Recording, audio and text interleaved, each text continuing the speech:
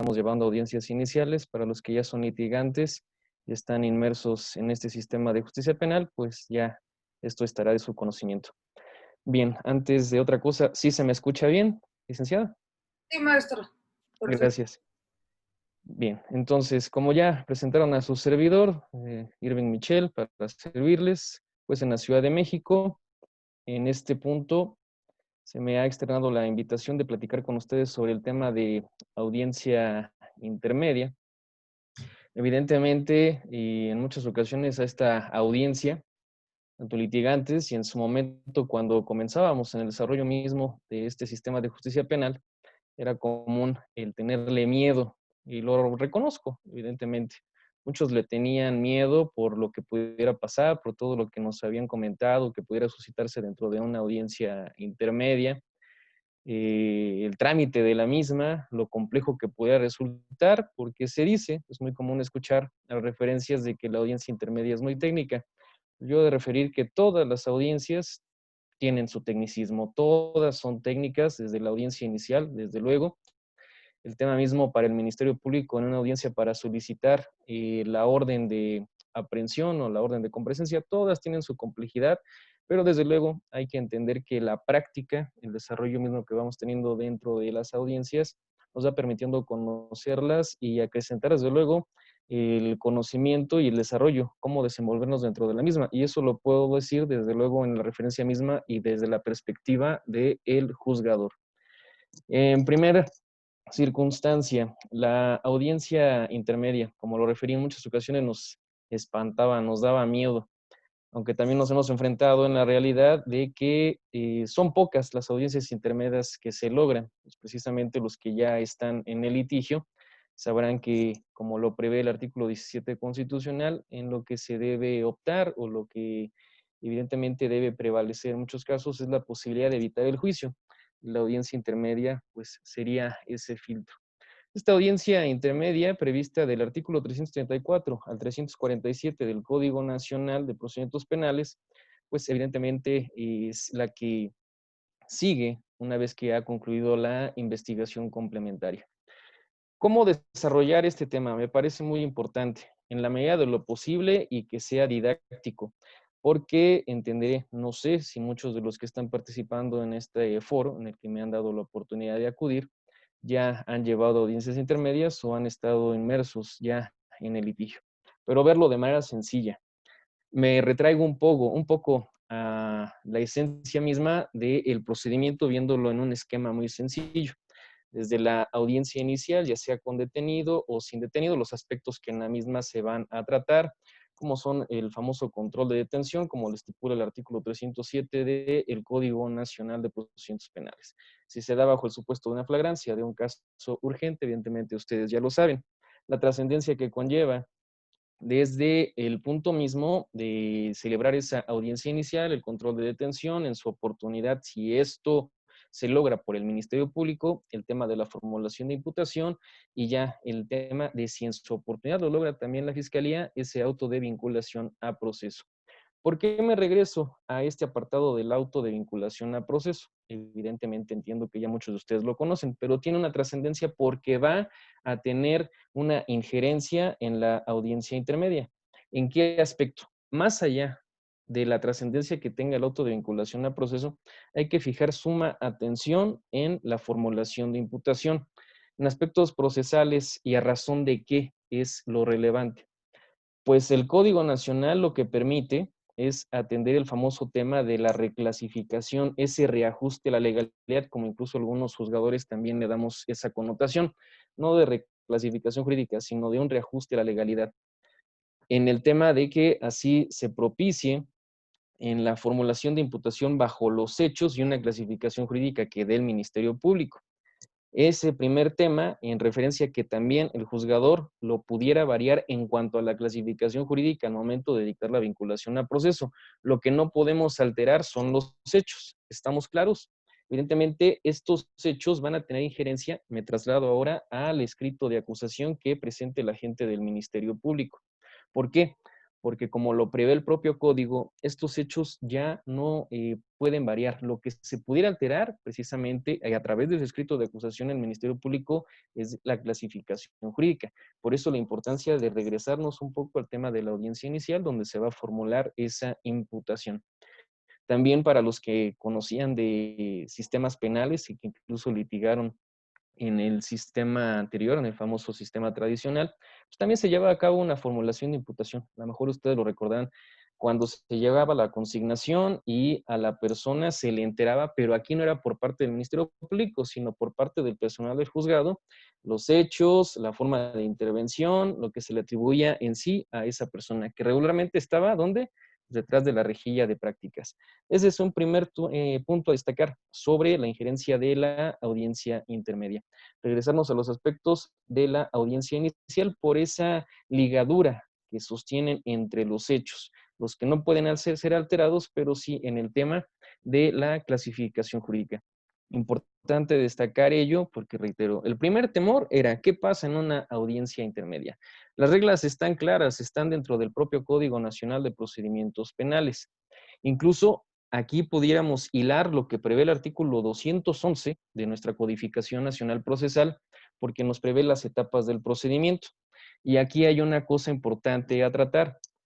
Es en la parte del Código Nacional donde le da dos connotaciones a la audiencia intermedia, porque tanto la refiere como audiencia intermedia o de preparación a juicio. Es en la única parte del Código Nacional donde se prevé hablarla o denominarla como intermedia o de preparación a juicio. En Sudamérica, algunos de los códigos que así se prevén en sistema procesal lo establecen no como audiencia intermedia, sino como audiencia de preparación a juicio. Reitero, eso trasladándolo a nuestra legislación, lo pueden buscar, lo pueden encontrar dentro del artículo 211 del Código Nacional. En esas etapas del procedimiento, importante destacar también que nos prevé las famosas fases, la escrita y la oral de nuestra etapa intermedia. Vean, de nueva cuenta nos habla de fases, pero sigue atendiéndola como etapa intermedia. Bien, en esa oportunidad, de nueva cuenta, la hilación que tiene esa audiencia inicial con nuestra audiencia intermedia va a venir sobre la clasificación jurídica, sobre el tema de los hechos, pero también lo importante, el tema del plazo de investigación complementaria, como lo prevé el artículo 321 de nuestra codificación. Siempre que me hable con nuestra codificación, estamos hablando del Código Nacional. En esa oportunidad, de nueva cuenta, tiene injerencia esta audiencia inicial y ese plazo de investigación complementaria, pues precisamente atender a los parámetros que reza el artículo 321 del Código Nacional en cuanto a esos plazos de investigación complementaria. Ya lo saben, los 2 a los 6 meses. Si yo, por ejemplo, pudiera interactuar con ustedes en la medida de lo posible, aquí vendría un punto importante a tratar. Y sobre todo por el tema de la audiencia inicial. Muchas veces se ha escuchado, bueno, tenemos de 2 a 6 meses para la investigación complementaria.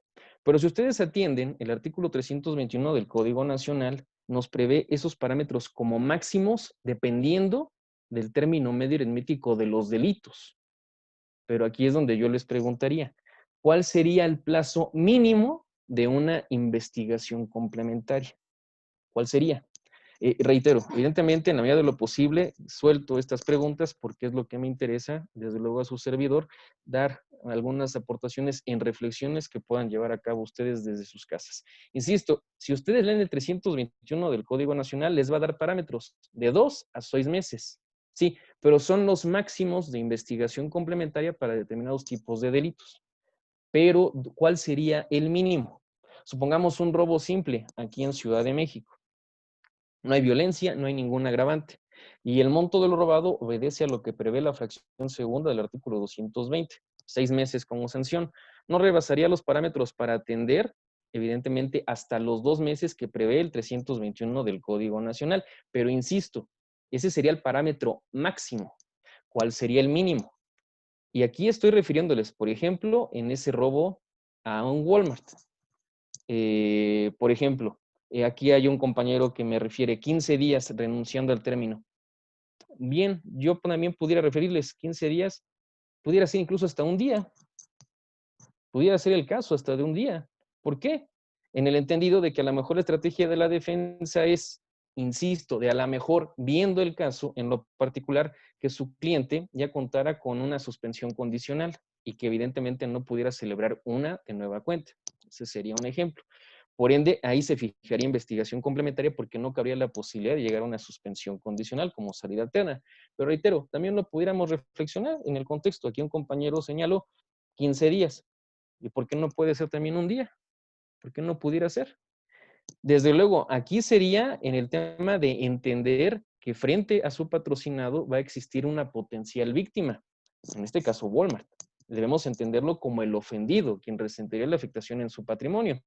Y también a través de su apoderado legal, que muchas veces también funge como asesor jurídico, porque se ha dado en la práctica que en muchos casos el apoderado legal de Walmart es el que también va a fungir como asesor jurídico. Ellos mismos se asesoran, ellos mismos se representan. Pero también pudiera ser el caso que este asesor jurídico dijera, no, ¿sabe qué? Si bien el defensor está renunciando a los plazos de investigación complementaria, yo requiero, porque a lo mejor el producto era perecedero, no sé, muchas cosas se pueden dar en ese contexto. De ahí, insisto, la importancia de entenderlo y muchas veces interpretarlo a su conveniencia dependiendo la parte procesal a la que representen o en la que ustedes funjan, insisto, evidentemente. Para ese tema, entonces, sería la primera reflexión.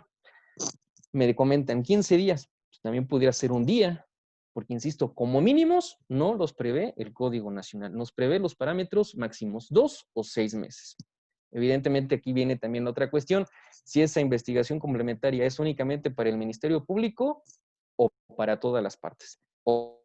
Otra reflexión, si atendemos, imaginemos hasta los 6 meses que prevé el 321, sitúense ustedes como defensores, cuando el Ministerio Público presenta la acusación, a lo mejor ustedes como defensores tendrían un tiempo más. ¿Por qué? En lo que llegarán, como se dice famosamente y coloquialmente, a contestar la acusación, que si ustedes atienden el Código Nacional, como tal, no usa esa denominación de contestación de la acusación. Únicamente el 340 del Código Nacional habla de intervención del acusado, pero no da la connotación de contestación de la acusación. ¿Sí me explico? Entonces, ese sería otro tema que ustedes pudieran reflexionar. ¿Qué pasaría aquí? Insisto, hay una víctima, hay un ofendido, que sería la cadena comercial Walmart, en este robo tan sencillo, es un robo simple, que evidentemente pudieran referir, bueno, no, nos vamos a los 15 días porque a lo mejor el producto es perecedero, es un ejemplo. Pero pudiera ser también el caso a lo mejor que les conviene. ¿Sabes qué? No, no necesitamos investigación complementaria. ¿Se puede renunciar a ella? Puede ser el caso. Les agravo, por ejemplo, el caso en particular. Imagínense un delito de narcomenudeo donde no hay víctima, porque ¿quién es el afectado? Pues es la sociedad. ¿Quién la está representando? El Ministerio Público. ¿Estamos claros? Imagínense que el Ministerio Público en ese tema de propuestas, porque el 321 del Código Nacional es muy claro, refiere previa propuesta de las partes. A veces sí lo notas como que, perdón que lo refiera en palabras coloquiales, notas como las partes están peleando sobre el tema de la investigación complementaria, pero el 321 es muy claro, refiere a propuesta de las partes. Es una propuesta, el que deberá ponderar es el juzgador. Por eso es importante escuchar las razones de esas propuestas. ¿Estamos claros?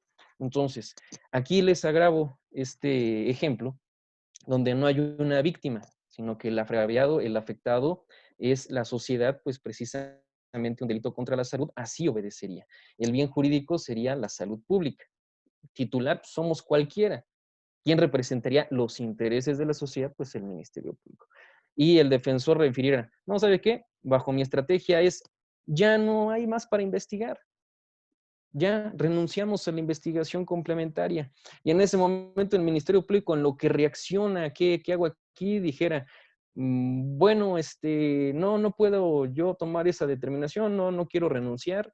A lo mejor las razones que le da el Ministerio Público al juzgador pues no son las correctas y el juzgador refiriera. Bueno, evidentemente, si la propia defensa, está refiriendo que ya requiere mayor tiempo, ni siquiera para la investigación complementaria en representación de los intereses de su patrocinado, pues en ese momento quizás el juzgador resolviera salamónicamente diciendo, doy un día de investigación complementaria. ¿Qué pasaría? Para aquí viene el problema. Para el Ministerio Público, porque el Ministerio Público tendría que presentar, ¿qué? La acusación. Imagínense el Ministerio Público que dijera, bueno, yo me lavo las manos, el juez autorizó un día de investigación complementaria, como en ocasiones sucede por distribución de cargas de trabajo. Evidentemente yo respeto en ese punto las instituciones y sobre todo más allá de las instituciones a quienes las integran, en este caso su servidor parte del Poder Judicial de la Ciudad de México, pero también a los compañeros ministerios públicos, que segregan sus funciones entre que el que judicializa el asunto, por así decirlo, el que lleva la audiencia inicial, y después ya atender esa carpeta a personal de estrategias, que son los que van a llevar ya a partir de la investigación complementaria y en lo sucesivo hasta la etapa de juicio. El problema no sería para el que judicializó, el problema sí va a ser para la institución, pero va a ser para los ministerios públicos sucesivos que van a referir, oye, ¿qué pasó con esta carpeta? No, pues, ¿qué crees? Que ya te están corriendo los 15 días, ¿para qué? Para presentar la acusación. Evidentemente, son aspectos que se pudieran representar en la práctica, desde luego, evidentemente. A veces, y perdón que lo diga, en ocasiones yo lo digo con mis compañeros cuando me permiten dar alguna sesión, referirles que en ocasiones la imaginación rebasa la realidad, por lo que se nos puede presentar en la misma práctica. Y aquí lo señalo, a lo mejor es su estrategia decirle, ¿sabes qué? Nos conviene el procedimiento abreviado. O también otra estrategia sería, ¿sabes qué? A mí no me interesa seguir investigando, ya el Ministerio Público con esta información que tiene en este momento, pues advierto que sería suficiente incluso para llevarnos estos mismos datos a juicio o estos aspectos como medida de prueba a juicio, porque también lo pudieran ustedes notar en el otro tema, en referencia de que entre menos pruebas, ¿qué pasa? La posibilidad de lo que se llegue a discutir en juicio va a ser menor. Entonces, sería otro aspecto a tratar. Por eso, cuando en automático uno de sus compañeros me comentó 15 días, bueno, pues pudiera ser, pero también el otro tema sería, ¿y qué tal no un día? Pero va a depender, insisto, del caso en concreto. Aquí les estoy refiriendo, sería un delito contra la salud donde no hay víctima, donde habría quizás una víctima en un robo, en un secuestro, en otro tipo de delitos, en una violación, pues desde luego el presupuesto máximo sería hasta los 6 meses. Me comentan que no me escuchan, licenciada, pero no sé si los demás sí lo están logrando. Los demás sí me están escuchando. Apareció un comentario de que no me escuchaban, pero bueno, tengo de hecho las manos libres. ¿Sí se me escuchan? Sí, perfectamente. Gracias. Bien, entonces, retomo este aspecto. Va a depender el caso en particular. Y desde este momento que ya estoy atendiendo a dar posicionamientos que se pudieran dar en la práctica, lo digo, como ya en su momento lo comenté con el doctor Alfredo, evidentemente, todo esto, compañeros, lo digo a título propio, porque en estos momentos estamos construyendo todavía el sistema. Muchas veces también cuando me han dado la oportunidad de platicar, de exponer algunas ideas, lo digo, es a título personal. Porque aunque estemos hablando del nuevo sistema, pues ya también tenemos que dejar ese mote, ya del nuevo sistema, ya cuántos años tenemos dentro de este sistema, ya cuántos años tiene nuestro Código Nacional. Entonces, insisto, es en apreciaciones, desde luego, de parte de su servidor.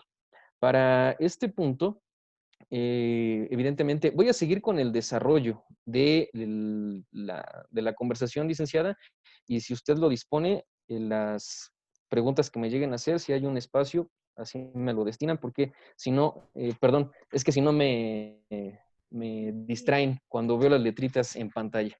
Entonces, no es por una payasada, alguna sangronería, perdón, solamente si hay pruebas de sonido, del audio, de que no me lleguen a escuchar, ahí sí les pediría que me lo digan, pero si ahorita me empiezan a hacer preguntas, pues evidentemente distraerían la forma en la que intento desarrollar la idea.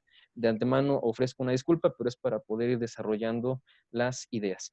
Bien, entonces, esa es la importancia del por qué me traslado a esa investigación complementaria que surge precisamente de la audiencia inicial.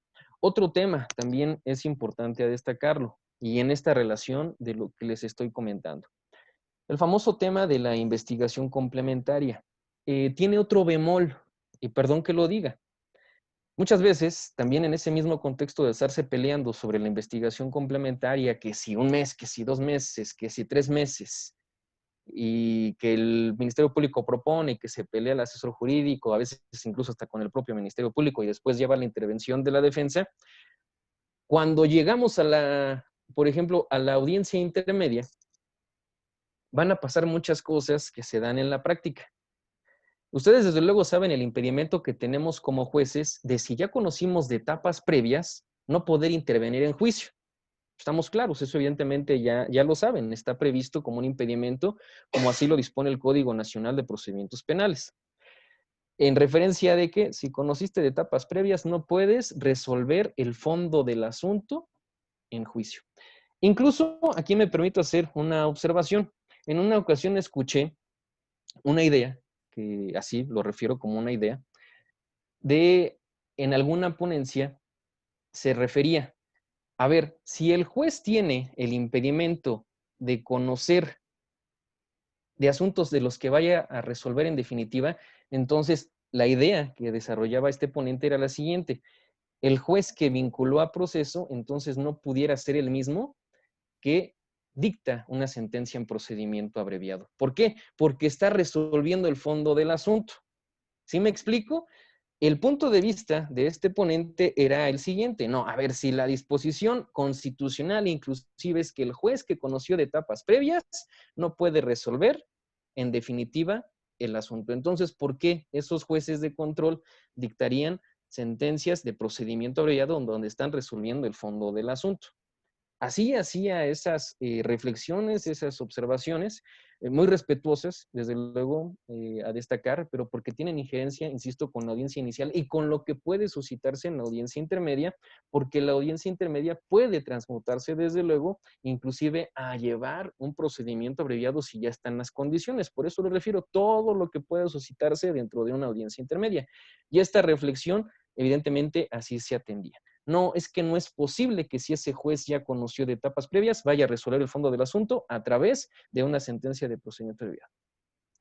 Bueno, yo escuché esa postura, pero evidentemente y con el debido respeto no la comparto, ya que si bien vamos a resolver el fondo del asunto, no hay controversia, que eso es lo que se busca en el contexto de un juicio, que evidentemente, como refieren, no estés contaminado sobre información que previamente haya sido puesta de tu conocimiento. Pero insisto, es otra forma en la que también pudiera suscitarse dentro de una audiencia intermedia, que cambie de audiencia intermedia a la tramitación de un procedimiento abreviado. Esta es otra circunstancia que pudiera resultar en la práctica y en la que conllevaría que muchas veces ustedes, pues quizás si ya tuvieron una audiencia inicial y de nueva cuenta en una audiencia intermedia se encuentren con el mismo juez, reflexionen sobre esta circunstancia. Que lo que vamos a resolver en efecto en una sentencia de procedimiento abreviado es el fondo del asunto, pero donde ya no habría controversia, o la controversia ya, si se llega a suscitar, sería muy puntual sobre el tema, ejemplo, de alternativas o de sustitutivos penales. Pero más allá de ese tema, no habría otro tema de controversia. ¿Qué otra cosa les puede pasar en el contexto de una audiencia intermedia cuando ya previamente han tenido quizás el asunto desde el inicio, desde una audiencia inicial? Pues de esa audiencia inicial, y lo digo de manera muy respetuosa, también si hay compañeros ministerios públicos observando esto, pero lo refiero a los litigantes. Tengan mucha atención, tengan mucho cuidado por lo siguiente: haciendo mención de que somos multifuncionales, si lo podemos ver así, en el aspecto de los jueces, de que conocemos tanto de audiencias iniciales, con o sin detenido, de prórrogas, de reaperturas de investigación, de ampliaciones de plazo de investigación, de audiencias intermedias, de salidas alternas, de procedimientos abreviados, pues evidentemente no tenemos arraigo de carpetas. ¿Estamos claros? Entonces, si por ejemplo nos toca una audiencia inicial, pues sería muy raro, pero puede suscitarse que nos llegara a tocar la audiencia intermedia. Puede ser muy común, porque va a depender de la repartición de las cargas de trabajo, porque insisto, ya no tenemos arraigo de carpetas. No es como en antaño de que el juez titular de tal juzgado era del que iba a conocer del expediente hasta dictar sentencia, ¿no? Evidentemente, entonces, bajo esas circunstancias, ¿a dónde voy? Es común que nosotros como jueces, en las audiencias iniciales, por ejemplo, al momento de resolver una vinculación a proceso, quitemos agravantes. Es por citar un ejemplo. No las tengamos por acreditadas. porque a lo mejor del ejercicio de contradicción de ese mismo debate se quita alguna agravante. ¿Qué pasaría en lo sucesivo? Tú como juez, y también lo refiero porque somos personas, no somos infalibles, pues tienes una carga de trabajo en la que no me dejarán mentir si hay algún compañero que nos esté visualizando. Ya cuando referían en antaño, no, es que los jueces llevan de 4 a 5 audiencias al día.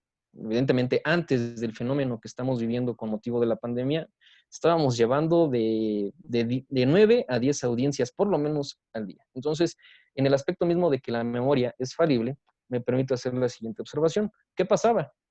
Tú como juez, en ocasiones tenías nociones cuando estabas en audiencias intermedias de que, creo que de este asunto yo conocí, creo que yo dicté la vinculación a proceso, o porque a lo mejor te parece conocido el defensor, o porque a lo mejor te pareció, recordaste algún aspecto. Al estar escuchando la acusación por parte del Ministerio Público, dices, me recuerda, creo que de este asunto yo conocí, pero tiene una importancia en este aspecto, porque a lo mejor cuando tú conociste de un asunto, tú quitaste algún agravante, pero resulta que la sorpresa te la llevas cuando el Ministerio Público, ¿qué pasa? Acusa con las mismas pretensiones que en su momento su homólogo te solicitó la vinculación a proceso. ¿Sí me explico? ¿Sí me entienden? El Ministerio Público en la audiencia inicial, al momento de solicitar la vinculación a proceso, te lo hizo, supongamos, un robo con la agravante de en contra de transeúnte y con violencia moral y en pandilla. Pero resulta que del debate, tú a lo mejor quitaste una de esas agravantes, a lo mejor quitaste la de transeúnte. Pero qué curioso que cuando formula acusación, y más allá de cuando formula acusación, cuando la oraliza en la misma audiencia intermedia, te percatas que el Ministerio Público desatendió lo que tú resolviste y acusa de nueva cuenta con transeúnte, con violencia y con pandilla. Perdón que lo diga, y entonces tu determinación le valió dos cosas al Ministerio Público. ¿Quién tiene que estar atento de eso? Defensores, licenciados, pongan atención en esos aspectos que son muy finos, porque muchas veces, insisto, no es porque nosotros tengamos memoria, como dicen, de elefante, pero si, por ejemplo, y bajo la carga de trabajo que tenemos, nos acordamos, pues aquí se debe precisamente el deber de lealtad, ese que prevé el 128 del Código Nacional Procesal, esa probidad que también obedece a todas las partes. Pero insisto, ahora ustedes ubíquense dentro del papel del juzgador. ¿Qué hago? Llamo la atención de las partes y les digo, a ver, licenciados, yo conocí de este asunto. Así fue como yo dicté la vinculación a proceso, que les digo, les puede pasar. Y estoy hablando, por ejemplo, en Ciudad de México. Si nos ven de otras entidades federativas de la República, a lo mejor tienen menos órganos jurisdiccionales, a lo mejor por cuestiones de territorio. Aquí en Ciudad de México somos más de 100 jueces de control. Insisto, ya sería como en el aspecto mismo de lo que también me ha pasado, de que he tenido a la misma persona hasta 3 o 4 veces y que la misma persona, entendiéndola como el detenido, dijera, qué suerte tengo habiendo tantos jueces y que me toque el mismo y se cambia el nombre. O sea, en una ocasión también me pasó que esta persona, y lo reconozco, la había dejado en libertad porque no había calificado su detención una semana antes. Y resulta que cuando me ve, la reacción que tiene esta persona es cubrirse la cara con el cabello. Y yo le decía, a ver, señor, descúbrase la cara. Y como, así como cortina, como pelo, como si tuviera la cortina en la cara, el pelo se lo tapaba, se tapaba la cara, porque yo lo veía y decía, ¿por qué lo hace? Ya cuando se lo descubrió y me da el nombre, dije, a ver, señor, ¿este es su nombre? Sí, sí, sí, es mi nombre.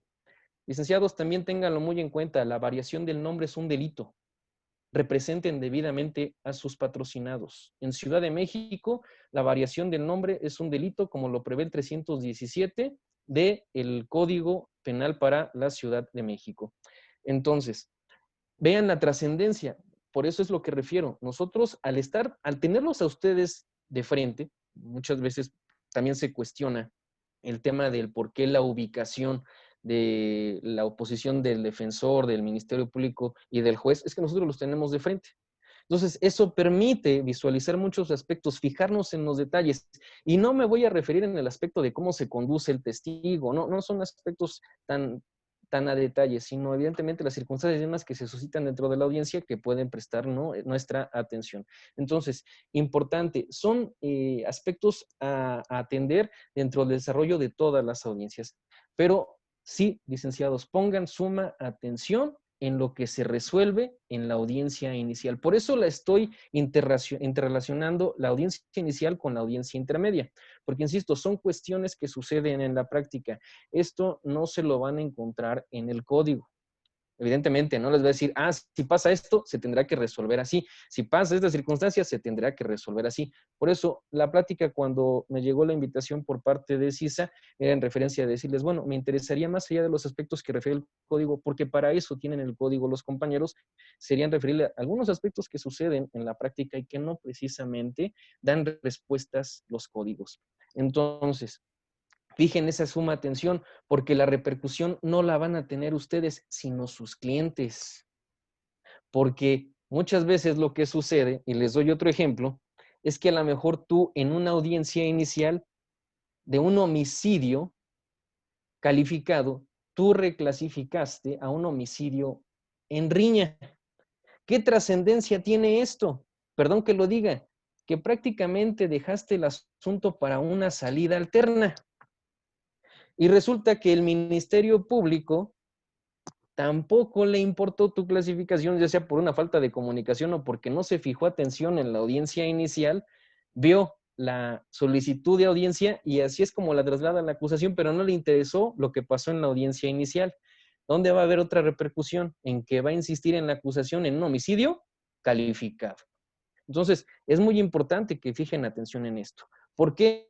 Porque evidentemente también el Código Nacional de Procedimientos Penales permite, sin alterar los hechos, que el Ministerio Público le dé otra clasificación jurídica, independientemente inclusive de la que el juez que conoció de la audiencia inicial le haya dado. Pero lo que requiere, lo que exige el Código Nacional es que se le entere tanto al asesor jurídico como a la víctima y a ustedes, perdón, como defensores. Sí lo puede hacer, sí puede atender otra clasificación jurídica, pero se los debe enterar. Y aquí es donde ustedes deben fijar suma atención.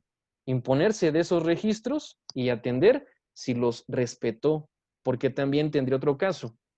Si esa vinculación a proceso no fue apelada, evidentemente el Ministerio Público no tendría facultades para desatender esa resolución judicial. La única forma en la que se pudiera alterar, ¿cuál sería? Bajo el aspecto de que existió una apelación o porque de la misma investigación complementaria surgió información que le va a motivar en insistir en la acreditación de tales o cuales agravantes o clasificación jurídica. Pero eso, señores, se los debe avisar el Ministerio Público. Entonces, esa es la metodología para llegar a este punto. Ya regresando de la audiencia inicial, los memorias que pueden suceder dentro de la investigación complementaria, el tema de comparar qué pasó en la audiencia inicial y con el famoso escrito de acusación. Ese famoso escrito de acusación que le impone el Código Nacional a nuestros ministerios públicos, a veces también representa muchísimos problemas. Insisto, ¿qué más pudiera suscitarse? Yo me permití hacer algunas observaciones en la misma mecánica y en el desarrollo de una audiencia intermedia, bajo el contexto de hacer un desarrollo de la misma, ya adentrándonos en lo que pueda suscitarse en esa audiencia. Que insisto, la connotación del Código Nacional de audiencia intermedia o de preparación a juicio. Tenemos los presupuestos que da el 211 del Código Nacional en ese contexto de la fase escrita. Ahí comenzaría partiendo de la presentación del escrito de acusación del Ministerio Público.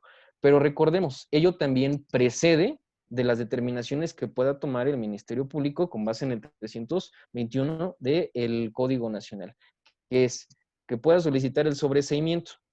Ese es un propósito que tendría la investigación complementaria, aunque también enfrentándolas a la realidad muy pocas veces sucede. ¿Y por qué muy pocas veces sucede? Ustedes comparen su carpeta de investigación que tuvieron en una audiencia inicial y compárenla con aquella que se presenta para sustentar la acusación en la audiencia intermedia. Lo digo con el debido respeto. En la mayoría de los casos no se agrega nada nuevo por parte del Ministerio Público. No se agrega nada nuevo. Y ese es el otro problema sobre el tema de la investigación complementaria. Si en realidad tiene algún propósito o si en realidad es aprovechada por parte de la Fiscalía. Pero esa es otra cuestión. Entonces, al finalizar la investigación complementaria, vendría el tema de solicitar el sobreseimiento o la suspensión del proceso bajo lo que prevé el 331 del Código Nacional Procesal. Por ejemplo, que bueno, en este caso ya el imputado, evidentemente porque aún no se ha presentado la acusación, pues contrae alguna enfermedad o tiene alguna inimputabilidad que a lo mejor adquirió en el transcurso mismo del desarrollo de la investigación complementaria, o vendría el tema de la presentación de la acusación.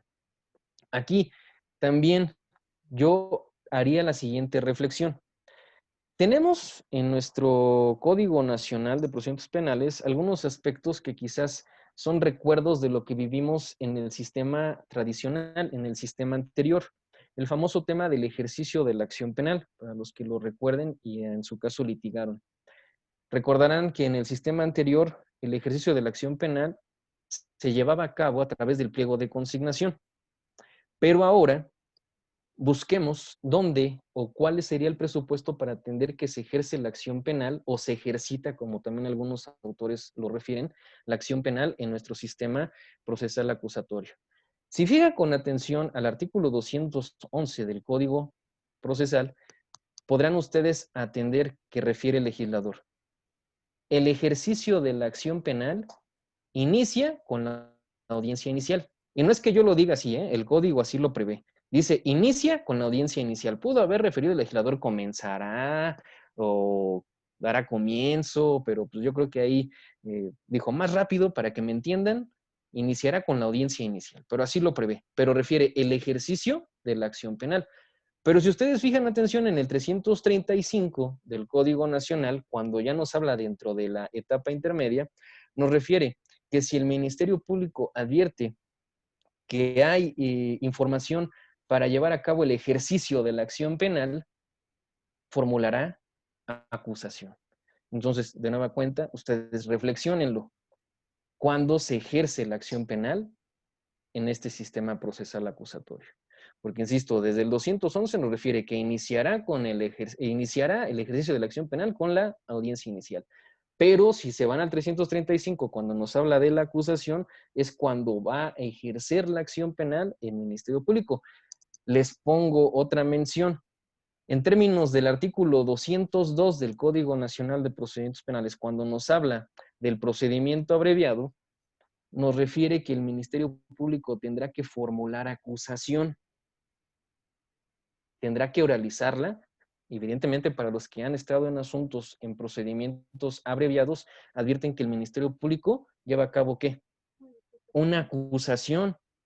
¿La lleva qué? De manera oral, porque evidentemente también entera al juzgador para que él advierta los hechos y en qué la sustenta dentro de esos medios de convicción para dictar el fallo de condena.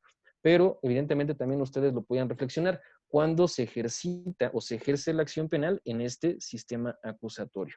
Partiendo de ello, si entonces lo atendiéramos en ese aspecto, la acusación sería el presupuesto del por qué el Ministerio Público va a ejercer la acción penal. Refiere, ya la va a ejercitar a través de la acusación. En ese punto, es importante que ustedes también vean otro distingo. ¿Se acuerdan que para dictar el auto de vinculación a proceso, como se prevén los requisitos del 316, se establecía también, y así lo refiere la fracción cuarta, que no hayan causas de extinción de la acción penal o de aquellas que prevé el artículo 29 del Código Penal para la Ciudad de México o 485, si hablamos del Código Nacional de Procedimientos Penales, porque también es una obligación del Ministerio Público enterarle al juzgador de que no hay alguna causa de exclusión o extintiva de la acción penal. Si ustedes revisan el escrito de acusación que ahora presenta el Ministerio Público, dentro de los requisitos de la acusación, les pregunto, ¿se le exige al Ministerio Público citar causas de exclusión o extintivas de la acción penal? Revísenlo. ¿Se le exige al Ministerio Público? No. ¿Por qué?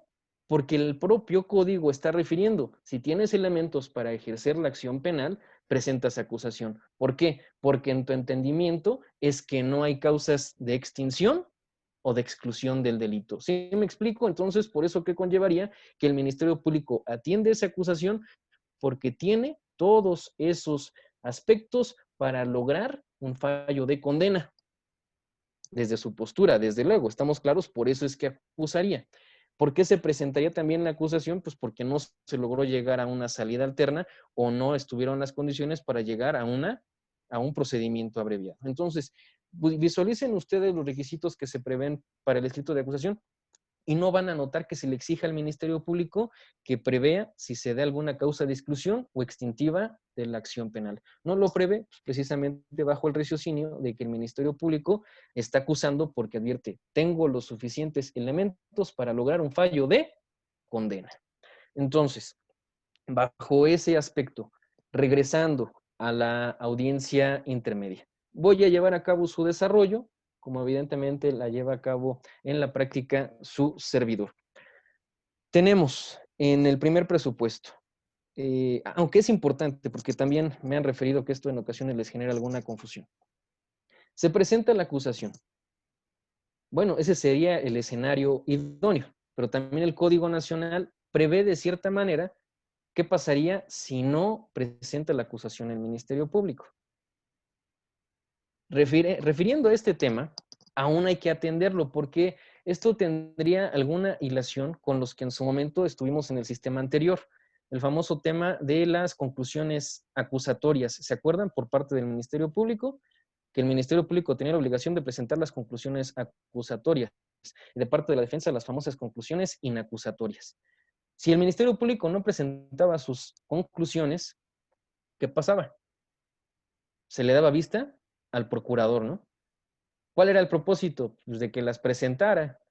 Pero resulta que ahora el Código Nacional en ciertos aspectos dentro de este tema no es tan claro, porque refiere, bueno, se le dará vista al procurador para que atienda lo conducente. Bueno, ¿qué será? ¿Que presente o que no presente la acusación? ¿Y qué pasará con esa persona? Es decir, con la que tendría que ser acusada. Es otra cuestión que también debería dejar con mayor claridad nuestro Código Nacional. En ese aspecto, se presenta la acusación dentro de esos 15 días, una vez concluida la investigación complementaria, viene la intervención, si es el caso, de la víctima para intervenir como coadyuvante. Esos 3 días que prevé el 338 del Código Nacional. También, ¿por qué es importante atender ese tema de la coadyuvancia hacia la víctima o el ofendido? Pues la oportunidad que también se le pudiera dar para el ofrecimiento de medios de prueba. Suscitado ello, viene el tema del 340 que les estaba comentando sobre la intervención del acusado. Insisto, el código no lo prevé como una contestación de acusación, solamente lo refiere como intervención del acusado.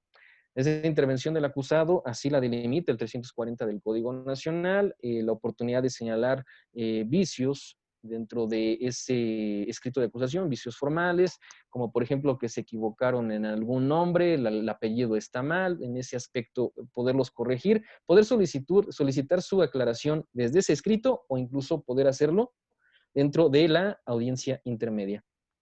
El famoso tema del ofrecimiento de medios de prueba es otra cuestión también a tratar con mucho detalle. ¿Por qué? Porque me ha pasado en la práctica, y también lo refiero en ese punto de vista, que en ocasiones los defensores confunden lo que prevé el 337 con la oportunidad de ofrecimiento de medios de prueba. Si ustedes leen con atención el 337, no es que les esté dando la oportunidad del ofrecimiento de pruebas en la audiencia intermedia, sino de lo que habla es del descubrimiento probatorio.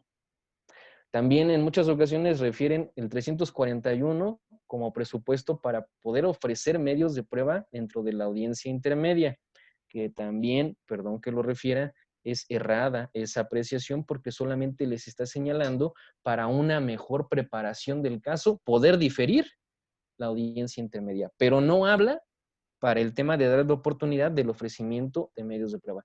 El ofrecimiento de los medios de prueba tiene que estar precedido del anuncio desde el escrito que prevé el 340 del Código Nacional. Esa es una buena praxis por parte de los defensores, que insisto, no es entenderlo rigurosamente como una contestación de acusación, porque no puedo yo emplear palabras que no señala el propio código. Coloquialmente, dentro de la praxis se ha referido. Señor defensor, contestó la acusación, y muchos defensores dicen, no, es que, ¿cuál es el fundamento? Evidentemente, insisto, no es que la connotación misma sea referirlo como contestación de la acusación, porque el 340 no da esa acepción, no es decir, deberá contestar, no, es la intervención, y desde luego también está supeditada a que lo podrá hacer, porque así también lo refiere el propio 340. Intervención, él podrá ofrecer los medios de prueba, pero los debe anunciar. Este es el punto que en muchas ocasiones se confunde. En ese escrito, ya como defensores los están anunciando, porque si ustedes entienden el 337 es que ya los ofreciste, pero no te dio tiempo de descubrírselos a quién, al Ministerio Público o al asesor jurídico. Ahí es donde cabe lo que prevé el 337 en referir, no te dio tiempo para hacer el descubrimiento probatorio, se te puede dar tiempo, pero es para el descubrimiento probatorio de algo que ya previamente anunciaste en ese escrito.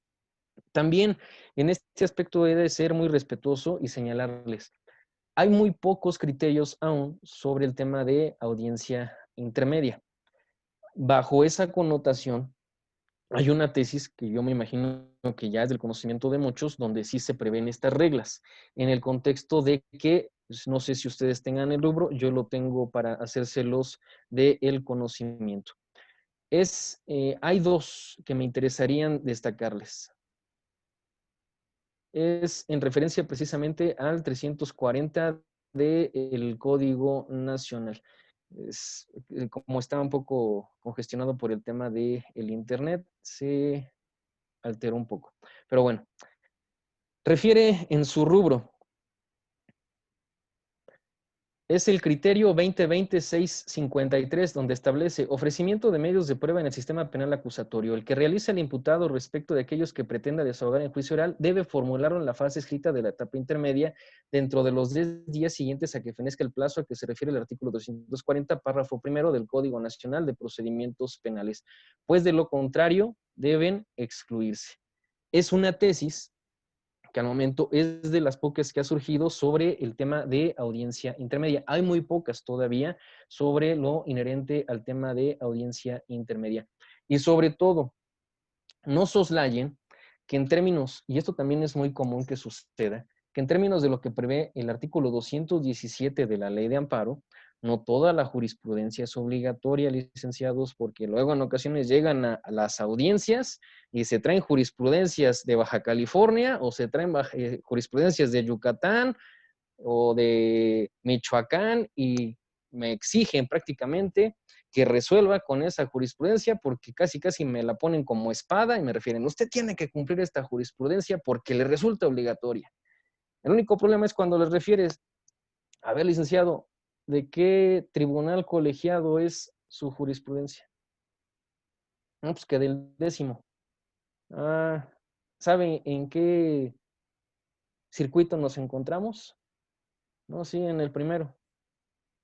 Lea el 217 de la Ley de Amparo, licenciado. ¿Y qué pasa en ese momento? Que en ocasiones se me desmoralizan, licenciados. A veces, muchas veces, como dicen, las cuestiones de pedir está el dar. No es de que me refieran casi, es que es obligatoria, la tiene que cumplir. No, la pudieran incluso ustedes referir como un criterio orientador, licenciados. Pero a veces se me desmoralizan cuando les digo, es que ¿sabe qué? No me resulta obligatoria. Pero cambia mucho en el aspecto cuando pudieran ustedes referir, bueno, es que es un criterio orientador, o utilizar los argumentos que quizás se establecen en esa jurisprudencia dentro de sus argumentos. Entonces, para que también presten atención en ello, porque sí, en ocasiones se me desmoralizan simplemente con el aspecto de referirle, ¿sabe qué, licenciado? Que no me es obligatoria porque no, ni siquiera es de la Suprema Corte de Justicia y ni siquiera es de mi circuito. Entonces, insisto, ese tip se los paso para que tengan cuidado cuando citan jurisprudencias. Tesis aislada, pues en referencia muy puntual de que sean criterios orientadores. Entonces, Por eso les comento estas tesis. Incluso también hay otra tesis. No crean que siempre es pegarle a la defensa, porque muchos me podrían referir, bueno, es que con esto le está pegando a la defensa. No, hay otra tesis que también nos habla sobre el tema del descubrimiento probatorio en el contexto mismo de cuando es la víctima o el asesor jurídico quienes no llevan a cabo ese famoso descubrimiento probatorio. Y que si no lo prevén atento a lo que reza el 337 del Código Nacional, se establece una tesis. Aquí la tengo de nueva cuenta. Vean, es la 2021-104, que establece descubrimiento probatorio de la prueba pericial en el sistema penal acusatorio. Conforme al artículo 337 del Código Nacional de Procedimientos Penales, la víctima o ofendido, el asesor jurídico, el acusado o su defensor deben realizarlo a más tardar 3 días antes del inicio de la audiencia intermedia. De lo contrario, precluye su derecho para ofrecerla. Ustedes, como se los he comentado, vean, no solamente es pegarle a la defensa, aquí también le están pegando al asesor jurídico en el contexto de que si no hiciste tu descubrimiento probatorio sobre esa prueba pericial y dentro de los tiempos que se prevén, aquí de antemano te refiere bajo este criterio, precluye tu derecho para ofrecerla, entendiendo la preclusión como la pérdida de un derecho procesal por no haberlo ejercido en tiempo. ¿Sí se acuerdan? Es diferente el tema de la prescripción con la preclusión, son aspectos diferentes. Entonces, vean, para eso, fijen suma atención, no solamente es pegar a la defensa, también aquí se le está refiriendo al asesor jurídico. Porque algunos que ya me conocen saben que yo soy partidario de referir, el Ministerio Público no es quien debe representar a la víctima, no le compete, él no tiene ese cargo. Para eso se creó la figura jurídica del asesor jurídico. Esa es la obligación del asesor jurídico. Él es quien tiene que representar los intereses de la víctima. Si ustedes ven los artículos 108, 109, 110 del Código Nacional Procesal, nos habla de los derechos de la víctima y precisamente uno de ellos es el ser representado por parte del asesor jurídico. Si ustedes, por ejemplo, en el tema de los defensores, que es muy común, que le refieran en ocasiones a los compañeros juzgadores, licenciado, ¿conoce del sistema? Prácticamente ya saben que te están hablando del artículo 121. Casi cuando escuchan el artículo 121 ha de ser como el ajo para los vampiros, ¿no? No, ¿cómo me quiere aplicar eso en referencia de, no, sí sé, claro que sé del sistema? Aquí viene también una cuestión muy empática que me interesa destacar. Muchas veces se refiere, es que hay un solo código nacional, pero por ejemplo en Ciudad de México hay más de 100 interpretaciones entendiéndolo por el número de jueces de control. No, evidentemente esto hay que dejarlo en claro. Así como se prevén cuestiones para los defensores, también lo prevé para el asesor jurídico, porque pasaría lo mismo si el desenvolvimiento, si el ejercicio que está llevando a cabo el asesor jurídico es deficiente, ¿qué creen, licenciados? También nosotros como juzgadores tenemos la obligación de removerlo. Está previsto en el artículo 57 del Código Nacional. Y esto lo comento porque también entenderé que el campo de trabajo que se les abre a ustedes con este sistema acusatorio no solamente es en ser defensores, sino también en ser asesores jurídicos. Entonces, es importante este tema. Bajo estas circunstancias, entonces, el descubrimiento probatorio, muchos incluso lo han referido como un aspecto novedoso. Y sí, en cierta manera lo es, porque resulta que el Ministerio Público tiene que correrles traslado de todo aquello que ha recabado, con independencia de si lo va a presentar o no, o si lo va a ofrecer o no, como medio de prueba para llevarlo a juicio. Él tiene esa obligación, ¿queda en claro? Mientras que para el defensor cambia, porque el defensor solamente tiene la obligación de ¿qué? De lo que le sirve a su estrategia. ¿Recuerdan lo que prevé el 128 del Código Nacional, el 212 del Código Nacional, ese famoso deber de lealtad, ese famoso 212 sobre las líneas de investigación que debe agotar el Ministerio Público? De ahí se parte entonces otro presupuesto para que quede claro. El Ministerio Público no debe representar los intereses de la víctima, porque aquí también se establece, el 212 señala, tiene que agotar todas las líneas de investigación. ¿Y qué creen? La declaración de un detenido también es otra línea de investigación. Si es que declara, ¿estamos claros? Porque si la persona declara, pues también está dando información y puede generar y puede aportar ¿qué? Sus líneas de investigación que las tiene que agotar ¿quién? El Ministerio Público. Entonces, eso es muy importante que lo tengan en consideración. Pasando del tema del descubrimiento probatorio, insisto, esa obligación que tiene el Ministerio Público bajo las limitaciones que señala el 218 del Código Nacional. Evidentemente, retomar que van a haber quizás algunos aspectos que se tendrán como reservados. Así lo prevé la ley, no que no lo dice su servidor, así lo prevé la ley 218, 219 y 220 del Código Nacional Procesal. Entonces, bajo esas circunstancias, descubrimiento probatorio es muy importante que ustedes lo lleven a cabo, lo revisen, que lo exijan de parte del Ministerio Público. Siguiendo con el tema, entonces, en esa famosa fase escrita, y ya nos encontramos en la audiencia intermedia, en esa fase oral, tenemos los tiempos, 30, no menos de 30, no más de 40 días para celebrar la audiencia intermedia, una vez que se ha presentado la acusación. Vean, otro aspecto también a destacar. ¿Qué va a pasar en esa audiencia intermedia? Muchas veces nos adentramos ya al tema mismo de la audiencia. Pero hay un aspecto que me interesaba tratar con ustedes bajo lo que prevé el 344 del Código Nacional. El 344 del Código Nacional ya nos habla propiamente de la audiencia intermedia. Bajo este aspecto del 344, veamos, es importante destacarlo. Se refiere en este tema, nos habla de quiénes deberán estar presentes en esa audiencia intermedia. Y si lo juntamos en hilación a el 341, vamos a ver algunos aspectos de importancia. Me interesa todo el desarrollo de la audiencia intermedia, pero vámonos al 342. Este es el que me interesaba destacar. Señala, la audiencia intermedia será conducida por parte del juez de control, quien la va a presidir. Evidentemente, nosotros llevamos el orden dentro de esa audiencia y se desarrollará oralmente. Es indispensable la presencia permanente del juez de control, del Ministerio Público, del defensor durante la audiencia. ¿Quién nos falta aquí, licenciados? Tenemos al juez, tenemos al Ministerio Público, tenemos al defensor. ¿Quién nos falta aquí? El acusado. La víctima, evidentemente, en un aspecto pudiera estar representado por quién, excepcionalmente por parte del Ministerio Público. Recuérdenlo, porque la presencia de la víctima, si por ejemplo se constituyó como adyuvante, sí va a tener una trascendencia. Si la víctima se constituyó como coadyuvante y no va de manera injustificada a la audiencia intermedia, se tendrá por desistida de sus pretensiones. ¿Queda en claro?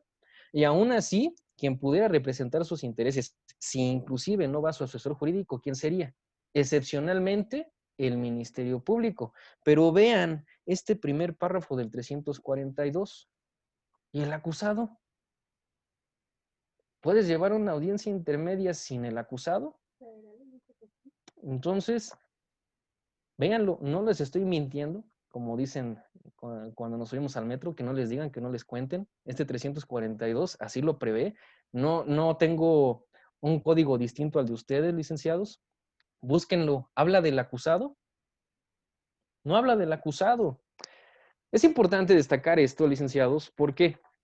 Porque sí se ha presentado en la práctica lo siguiente.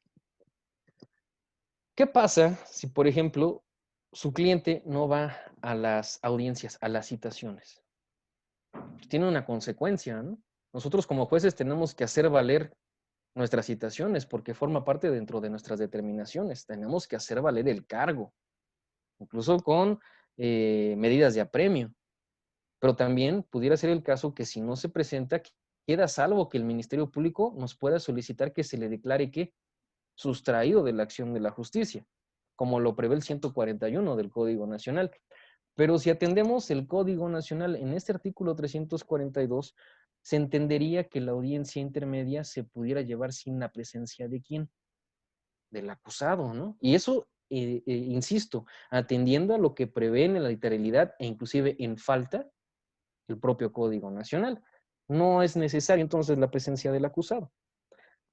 Aquí es donde les comento, se ha presentado en la práctica que no acuden y entonces se interpone, por ejemplo, el amparo contra la orden de aprehensión. Y algunos bueno, en este caso creo que fue un juzgado federal, el que refirió, no, ¿sabes qué? No pudiste haber girado la orden de aprehensión, ya que el 342 del Código Nacional no exige la presencia del acusado. Así como tienen ustedes su cara de sorpresa, imagínense la de nosotros hace unos años atrás, hace un poco, porque esto sí se suscitó. No estamos en el tema de, fíjate qué tal cosa. No, en realidad sí pasó. Incluso al juez que le tocó este asunto, pues, se quedó como nosotros sorprendidos, porque la interpretación del juez federal fue, no, ¿sabes qué? El 342 no exige la presencia del acusado. Llévala, lleva a la audiencia intermedia, porque aparte de eso, el juez federal señaló, esto se debe entender como que el acusado no quiere evitar el juicio. Entonces, prácticamente es que se lleve la audiencia intermedia con su defensor y al acusado lo vas a ver hasta juicio. Porque no quiere celebrar ni acuerdos probatorios, no quiso ni evitar el juicio. En realidad, el tema es que a él lo que le interesa es ir a juicio. Entonces, vean, esa es una interpretación que se dio a la literalidad de lo que prevé el 342. Lo he de referir, no sé si algunos otros juzgados federales compartan este criterio, pero pues ahí se los dejo para que ustedes lo consideren en el tema de que esa es una interpretación literal de 342. Entonces, importante verificar la presencia de las partes nos corresponde como órganos jurisdiccionales. ¿Estamos claros? Muchas veces también, ¿qué sucede en la práctica? En una audiencia, por ejemplo, de control de determinaciones del Ministerio Público, que nos llegan licenciados en Derecho como defensores. Y es una audiencia de control de determinaciones del Ministerio Público, supongamos un ejercicio de la acción penal, y se presenta un abogado y refiere que es el defensor de la persona a la que en su favor se dictó el ejercicio de la acción penal. Pero resulta que este abogado, aquí es donde de nueva cuenta le refiero, casi es como el de ¿y qué hubieran hecho ustedes? ¿Por qué? Se presenta el abogado. Tengo un abogado que dice ser el defensor de la persona a la cual en su favor se dictó el no ejercicio de la acción penal, pero le pregunto al Ministerio Público, oiga, licenciado fiscal, el licenciado o en su momento la persona a la que en su favor se dictó el ejercicio de la acción penal en algún momento compareció en la sede de investigación, y te dice el fiscal, no. Entonces, viene otro aspecto práctico. Yo tengo la certeza de que en efecto ese abogado es al que se le designó, porque no fue la persona, ¿sí me explico? Solamente está el abogado. Es por eso que les refiero, ustedes qué hubieran hecho, qué harían. ¿Qué tal que únicamente fue el contexto de que acudió porque le pareció importante, le resultó interesante haberse presentado ahí? Sí, pero va a tener una injerencia. Imagínense si yo en mi calidad de juzgador revoco el no ejercicio de la acción penal.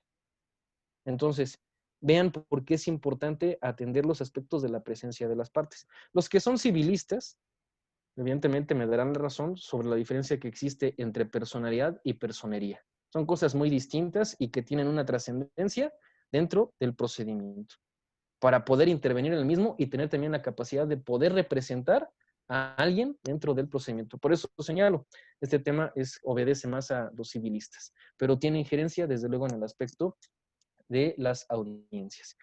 Pasando en ese aspecto de verificar que estén todas las partes, aquí hay un punto en el desarrollo que prevé el 344 del Código Nacional cuando nos habla del desarrollo de la audiencia. Nos refiere que una vez que el Ministerio Público haga su exposición detallada y sucinta de la acusación, ya vendrá el tema de debatir algunos aspectos y después nos habla de que el juez tendrá que verificar si existió o no descubrimiento probatorio. Así lo prevé el 344 y se entendería que ese es el orden que se debe seguir. Sin embargo, licenciados, no se sorprendan si en la práctica resulta lo siguiente. El juez les pregunta a los intervinientes, estamos dentro de la audiencia intermedia, ¿hay posibilidad de evitar el juicio? Y te refieren todos que no. No hay posibilidad, no quisieron llegar a alguna salida alterna, no es interés el procedimiento abreviado. ¿Qué pasaría? Se tendría que en automático entonces escuchar la acusación del Ministerio Público Si atendemos al 344 del Código Nacional, así tendría que ser. Sin embargo, hay que ser prácticos. Si en la audiencia intermedia, como lo prevé el 334, tiene el objeto de depurar hechos, pruebas y derecho, hay que ser más proactivos. Si esos son los aspectos que se buscan llevar en la audiencia intermedia, licenciados, la pregunta es, ¿y si no existió descubrimiento probatorio y el Ministerio Público ya oralizó su acusación, va a tener algún fin práctico? Es decir, antes de verificar que exista descubrimiento probatorio, el Ministerio Público ya oralizó su acusación. Y resulta que en ese momento, siguiendo el orden que prevé el Código Nacional, es hasta ese momento en que nosotros como juzgadores les vamos a preguntar, oiga, ya expuso la acusación, ya se le hicieron notar sus vicios formales, que se equivocó en el nombre, que se equivocó en la dirección. Ok. Oiga, de pura casualidad, ¿hubo descubrimiento probatorio? Y te dijera el defensor, no. Licenciados, ustedes me entenderán que el tiempo de ustedes como el de su servidor es muy valioso, máxime en las circunstancias mismas de las prácticas, de que en ocasiones no tenemos ni salas para poder desarrollar las audiencias. Imagínense que ya llevamos media hora en lo que se están peleando sobre vicios formales y que esto y que el otro, y que te dijeran las partes, ¿qué cree que no hubo descubrimiento probatorio? Por eso les refiero, no se sorprendan si en ocasiones su servidor, si llegaran a tener alguna interacción con su servidor o con otros jueces, lo primero que les pregunten, más allá de que el Ministerio Público oralice su acusación, sería que, asesor jurídico, ¿hubo descubrimiento probatorio por parte del Ministerio Público? Sí. Defensor, ¿hubo descubrimiento probatorio por parte del Ministerio Público? Sí. Asesor jurídico, ¿se constituyó como coadyuvante? Sí. ¿Ofreció pruebas? Sí. ¿Ministerio Público hubo descubrimiento probatorio? Sí. ¿Defensor? Sí. Si superamos ello, licenciados, ya tenemos un paso adelante. ¿Sí me explico? Por eso hay que ser más proactivos y no siempre atender a rajatabla lo que prevé el Código Nacional, porque si no, insisto, les daría el mismo presupuesto. Ya te peleaste sobre vicios formales y esto y lo que quieras, y que sí dijo esto y que el nombre era esto, pero es que es Giovanni con J y que el otro es con Giovanni con G. Evidentemente hay que ser más proactivos. ¿Sí me explico? Entonces, ese es un aspecto del por qué les señalo. No se sorprendan cuando en ocasiones en automático el juez les pregunte sobre si existió el descubrimiento probatorio, porque es uno de los aspectos que conlleva el mismo desarrollo de la audiencia intermedia. Bien, pasado a ello, ya voy más rápido, licenciada, nada más me interesaba desarrollar estos aspectos que, insisto, son de la misma práctica de la audiencia intermedia. Pasado este tema, pues ustedes evidentemente, como ya se los comenté, en lo que prevé el 344, van a escuchar de manera detallada y sucinta la acusación por parte del Ministerio Público. Sus pretensiones por el tema de la reparación del daño, el decomiso, suspensión de derechos políticos, todo lo que son consecuencias jurídico-penales. ¿Estamos claros? Y que están detalladas dentro de lo que se prevé también para el escrito de acusación, como lo reza el 335. Ahora, pasado ello, situándonos en la práctica, va el aspecto entonces de depurar los hechos. Pero antes de ello, fíjense, ya depuramos derecho, incluso desde los aspectos mínimos de los vicios formales, porque a lo mejor se equivocó en el tema de la clasificación jurídica. Supongamos que fue un error, no de mala fe, no sean mal pensados, licenciados, porque ya estoy viendo a algunos de ustedes así como diciendo, sí, se equivocó el Ministerio Público. No, son personas, son humanos, ¿eh? Se pueden equivocar, no piensen mal de que, no, lo hizo a propósito, se equivocaron, es una carga de trabajo inmensa la que tienen. Entonces, desde ahí vendría una depuración del derecho, ¿estamos claros? Nos vamos entonces ahora a la depuración de los hechos. Y aquí es donde está el aspecto de los acuerdos probatorios, que también le refieren convenios probatorios, consensos probatorios. ¿Sí me explico? La figura está prevista dentro del 345 del Código Nacional. También aquí viene, si quieren, por verlo así, otro torito, por así referírselos, porque refiere en el 345 que los acuerdos probatorios, fíjense, son celebrados entre el Ministerio Público y el acusado sin oposición de la víctima. Vean, a ver si analizan este punto. Dice, son acuerdos probatorios, son los celebrados entre el Ministerio Público y el acusado sin oposición de la víctima. Yo les pregunto, ¿Es correcto este texto? ¿El acusado conoce del derecho? Pero dice el texto que se va a celebrar entre el Ministerio Público y el acusado. O sea, dice, no me importa el defensor, porque el acuerdo probatorio es con el acusado. Y ustedes, insisto, y lo digo de manera muy respetuosa, se van a encontrar con infinidad de criterios, en que algunos jueces digan, cuando el defensor quiere hablar, que le señale al texto, a ver, licenciado, usted no se meta porque el 345 es muy claro. El acuerdo probatorio es celebrado entre el acusado y el Ministerio Público, o sea que usted no se meta. Hay que hacer una interpretación, ¿sí me explico? Porque ¿qué conllevaría? Si bien no lo dice el texto, se entendería que el acuerdo probatorio es celebrado entre el Ministerio Público con el acusado, pero con asistencia ¿de quién? De su defensor, ¿sí me explico? Porque el defensor es el que va a advertir si hay trascendencia, si le perjudica o no a su cliente. También esta figura de los acuerdos probatorios, licenciados, no les tengan miedo, porque en automático cuando se les proponen acuerdos probatorios por el Ministerio Público es no. Oiga, se le propone que no.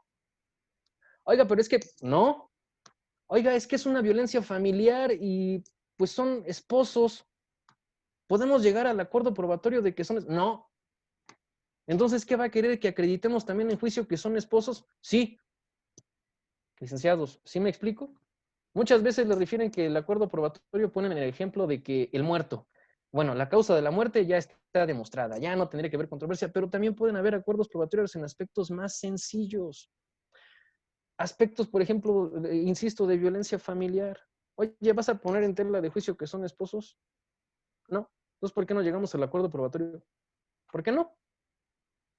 Vean, no les tengan miedo. Es una figura que lo que conlleva es que a juicio únicamente se lleven aspectos de controversia.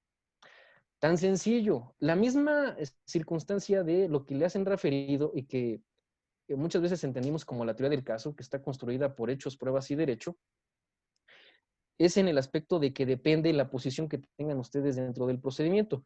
Por ejemplo, sujeto A privó de la vida a sujeto B. Así es tan sencillo el hecho. Y esto para el Ministerio Público es un homicidio calificado. Y para la defensa, igualmente, sujeto A privó de la vida a sujeto B. Y el sujeto A es su cliente, pero para él no es un homicidio, sino fue una legítima defensa. ¿Están variando los hechos? No. ¿Qué está variando? La clasificación jurídica en que para uno es un delito y el otro puede existir una causa de justificación. Entonces, no le tengan miedo a los acuerdos probatorios. Pasando de ese tema, es la depuración, insisto, de los hechos. Y falta el tema de la depuración de las pruebas, tal cual lo prevé el 346 del Código Nacional. En este aspecto, licenciados, para ser más pragmático, más sencillo, porque evidentemente en eso también se pudieran ustedes encontrar con diversidad de criterios. Para algunos referir que la sobreabundancia es un aspecto que en todo caso no tendría que determinar el juez de control, sino el tribunal de enjuiciamiento. Insisto, es un punto de vista. Es una cuestión que dependerá con qué juzgador les toque este tema de la depuración de la exclusión de los medios de prueba. Pero, pues, algunos, insisto, refieren que la sobreabundancia la tendrá que determinar no el juez de control, sino el tribunal de enjuiciamiento, porque el tribunal de enjuiciamiento es el que va a estar recibiendo la información y en determinado momento le podrá decir a las partes, a ver, licenciados, ese testigo que acaba de declarar nos refirió esto. ¿El que sigue va a referirnos sobre los mismos aspectos? Sí. Entonces, vean, esos son a veces posturas, son a veces interpretaciones. ¿Yo qué les pudiera referir? Hay dos aspectos dentro de este mismo artículo 346 que sí prevén cierta responsabilidad para el órgano jurisdiccional y estamos hablando para el juez de control porque somos los que presidimos las audiencias intermedias. La exclusión cuando prevenimos al oferente sobre la sobreabundancia. Nos lo impone incluso prevenirlos a los abogados de señalarles, bueno, ¿es para acreditar el mismo hecho, las mismas circunstancias? Sí. Oiga, es que es sobreabundante. Sus 10 testigos son sobreabundantes. Muchos referirían, y vean, es otro punto de vista, que el juez le dijera, no, ¿sabe qué? Solamente le voy a admitir 2. ¿Qué opinarían? admisión en pares de testigos. Vean, adelantémonos un poco. Si tú como juez admites solamente 2 o 4, pero vámonos en el aspecto que en la general dijeran, no, solamente con 2 testigos me basta. Oigan, y si por azares del destino esos 2 testigos se contradicen, ya tendrás uno que te da una postura y otro que te da una postura. El problema no va a ser para el juez de control, el problema va a ser para el tribunal de enjuiciamiento. ¿Por qué? Porque solamente va a tener 2 posturas encontradas. Aquí el punto, en muchas circunstancias donde se resuelve este tema, es en que preferentemente se admitan por lo menos 3. ¿Por qué? Porque no empaten. Porque a lo mejor 2 dicen una apreciación de los hechos y solamente uno se contraponga a lo mismo. ¿Sí me explico? En referencia de que este problema no nos lo vamos a quedar nosotros como juez de control, se lo va a quedar el tribunal de enjuiciamiento a razón de la información que ustedes logren obtener a través de interrogatorio o de contrainterrogatorio. Entonces, por eso ese tema de la sobreabundancia es todavía algo conflictivo, de la impertinencia, bueno, que no se refiere a los hechos, que no tiene relación con los hechos. En ocasiones, por ejemplo, imagínense en un delito de fraude y que el Ministerio Público quisiera llevar una opinión en materia de, perdón, a un perito en balística, ¿eh? No tendría relación con los hechos. Entonces, eso va a ser casuístico, ¿sí me explico? Va a depender del caso en concreto. Y por eso les refiero, no le tengan miedo a los acuerdos probatorios, son herramientas muy útiles, tanto para los litigantes como para, desde luego, el tribunal de enjuiciamiento. Desde luego que los acuerdos probatorios, como ustedes lo saben, tendrán que estar amparados en los registros que obren dentro de esa carpeta.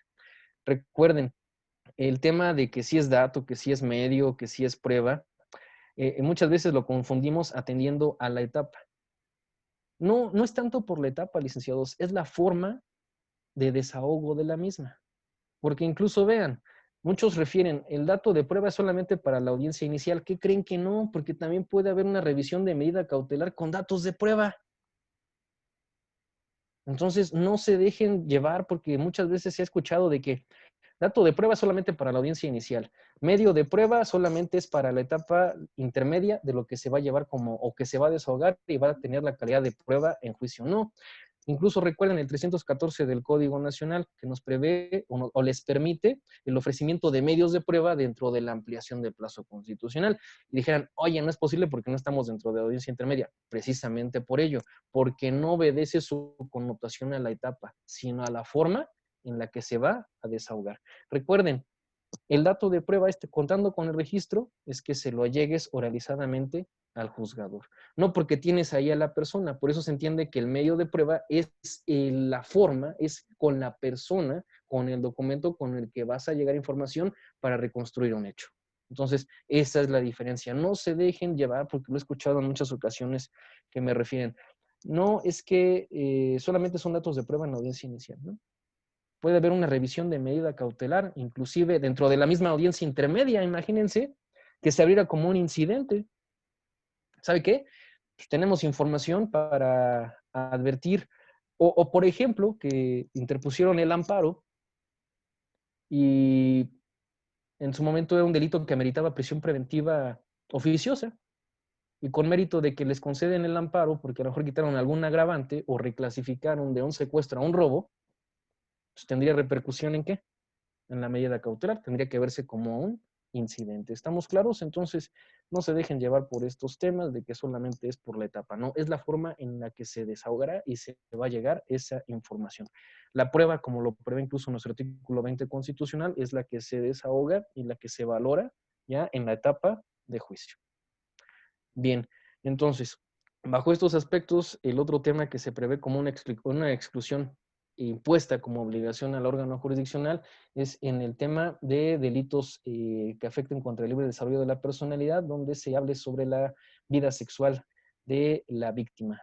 Un aspecto también discutible, pero recuerden que todo el tema de exclusión de pruebas de medios de prueba es apelable como lo prevé el 467 del Código Nacional de Procedimientos Penales.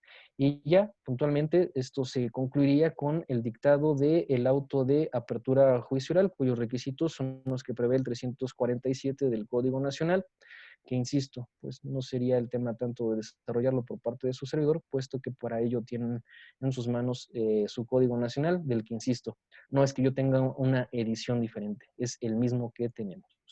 Bien, licenciada, pues me comentaron que fuera en la mayoría de lo posible sucinta la plática y en realidad como tal una conversación. La escucho. Sí, maestro, muchas gracias. Muy agradable su charla, como siempre es un deleite tenerlo con nosotros aquí en el CISA y muy grata su plática. Nuevamente, muchas gracias. Y comentar Muchísimas gracias. a los compañeros que si ustedes quisieran escuchar al maestro con temas un poquito más selectos y escuchar un poquito más acerca de esto que acaba de explicar el maestro va a estar con nosotros en un curso online y para ello me voy a permitir compartirles pantalla para...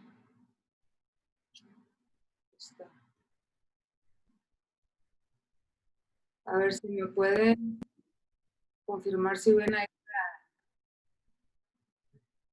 Ok. Bueno, el maestro va a estar con nosotros el día 15 y 17 de junio. Esto sería lunes y miércoles, de 7 a 9 de la noche.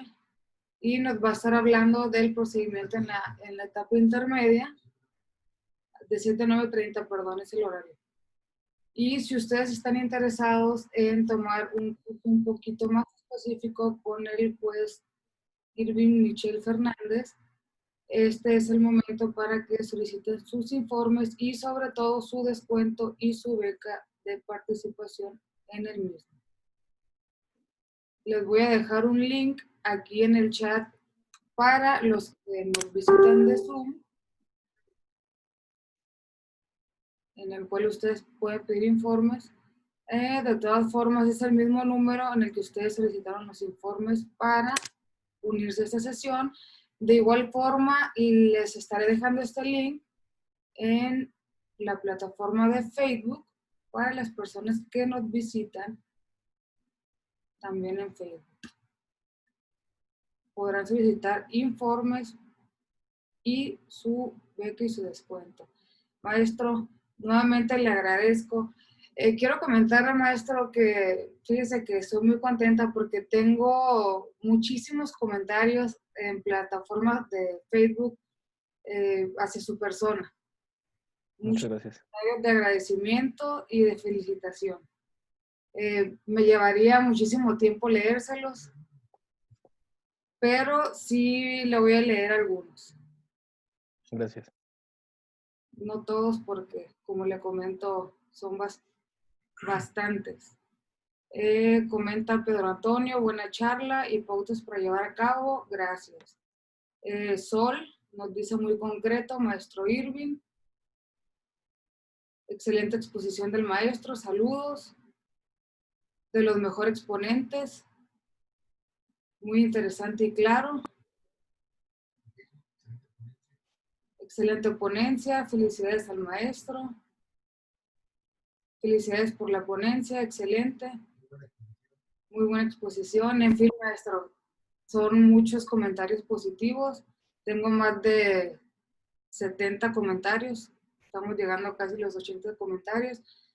Y todos son de manera positiva hacia su ponencia y su persona. Y quiero agradecerle públicamente por su participación y por sumarse al equipo CISA. El nombre propio y el nombre de todo el equipo CISA.